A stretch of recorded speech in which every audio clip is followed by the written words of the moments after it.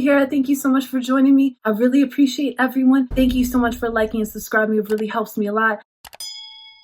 And thank you so much for visiting my website, paradoxastrology.com. I am a professional astrologer. I can help you with anything.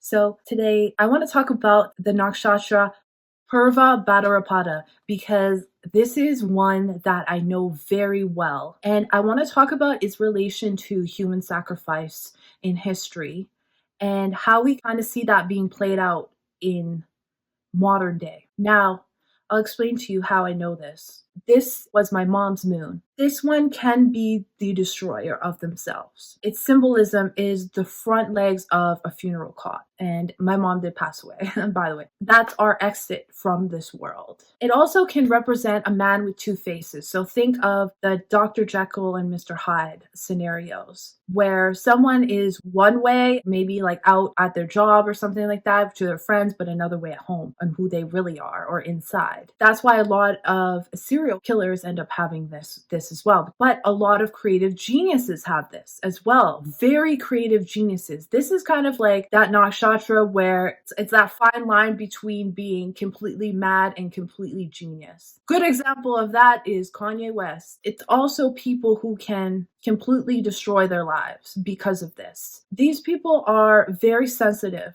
to energy, and that's their gift. Very great artists, very great artists. But if they get in their ego, they can destroy themselves. One of the symbols of this nakshatra is the sword because of the cutting. It denotes pains and accidents and like a cutting off related to the sword. So these people can cut off a lot of people, cut off a lot of things in their lives that maybe their ego doesn't understand as well. So that's why it's very important for these people to feel devoted, to devote themselves to some higher good, but not something like the music industry. Now, I know a lot of people actually personally who have these placements who are in the music industry, very successful, but they think that winning an award is what's going to make them successful, is what they strive for in their entire life. It's having those materialistic pursuits that will make them happy, and that's why they end up being miserable, because it doesn't matter. I know people who've won Grammy Awards and still feel like they're nothing because they haven't won too. You see the circle of it, and because they devote themselves to the wrong thing, they devoted themselves to this industry. The music industry is like a religion, and if you devote yourself to it, you're going to end up in a very poor situation down the road. Always. There's no exceptions to that, despite what you see in the media. So you have to be devoted to yourself. You should be devoted to finding out who you really are. Knowledge, the pursuit of knowledge of self. A lot of people get wrapped up in religion too, and it makes them feel even more desperate because they don't have any answers of who they are.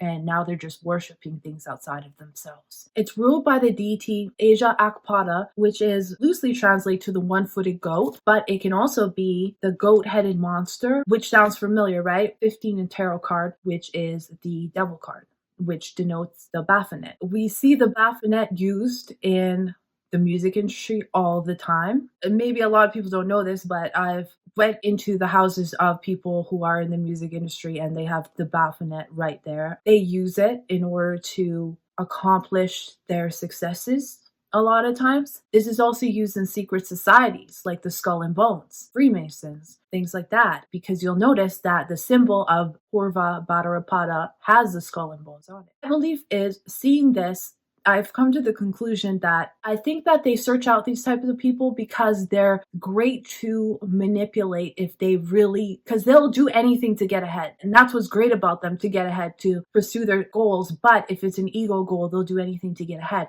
And the occultists know that, and they know they can destroy themselves. So if they do certain things to them, they can just blame them for being crazy. And that happens a lot. And I've seen a lot of people in the music industry with these placements as well get blacklisted.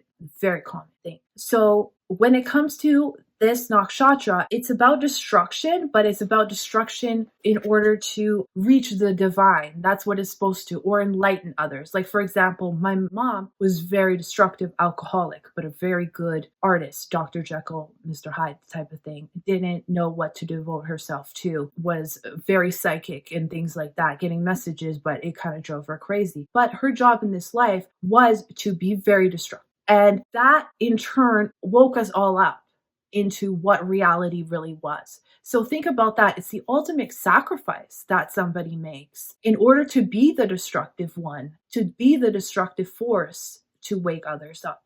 And we need that contrast. We need that opposition. That's very hard for people to understand who come from a religious background, that opposition is required. Everybody is here to reflect in a different way, and we have to take out all the judgment of why they're doing that. Another interesting thing about the music industry in this one is this is a well-known time, especially when the sun is in the nakshatra Purva Bhadrapada. During this time, it's been well counted that a lot of civilizations, especially the Mayans, use this as a time of human sacrifice. I thought it was very interesting that when DMX died, the moon was in Purva Bhadrapada, and it doesn't stay in there for long, so it was a kind of a weird timing as well. Now, this could be someone that decided to come in and to destroy themselves because of addictions to enlighten others. It could be that too, but it could be the other part, the more darker, sinister part. The people with these types of placements are attracted to black magic as well, are attracted to the darker things in life.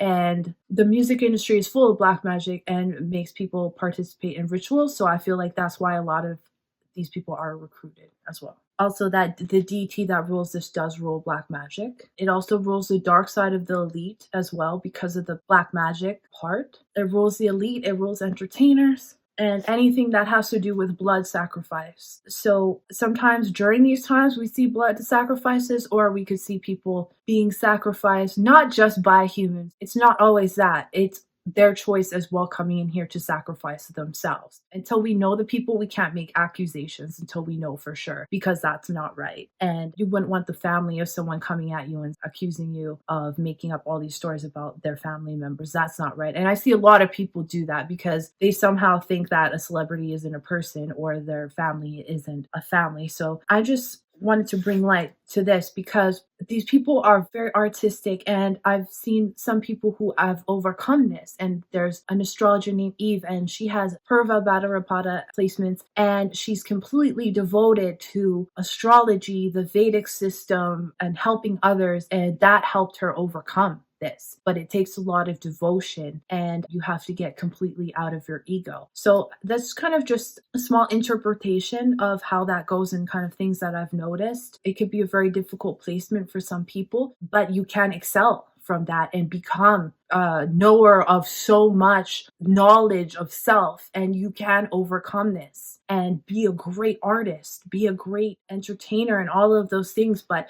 just be careful not to get manipulated. Yeah, that's just my observations, and thank you so much. I appreciate you. I'll see you in the next one.